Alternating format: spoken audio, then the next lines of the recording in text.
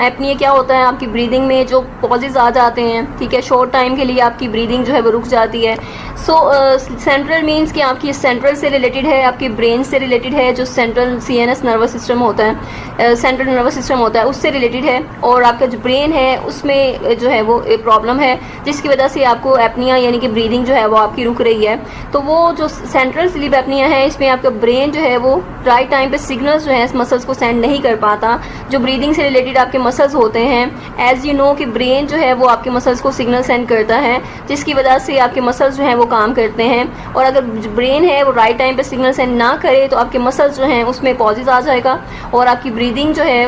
उसमें भी पॉजेज आ जाएंगे, यानी आपकी ब्रीदिंग जो है वो रुक रही होगी बार बार, और आप फिर आपकी नींद जो है वो जिससे डिस्टर्ब होगी, आप बार बार उठ जाएंगे, आपसे सोया नहीं जाएगा। सो ये इसमें और जो ऑब्स्ट्रक्टिव स्लीप एपनिया है उसमें एक ही डिफरेंस है कि ऑब्स्ट्रक्टिव में फिजिकल ब्लॉकेज हो जाती है,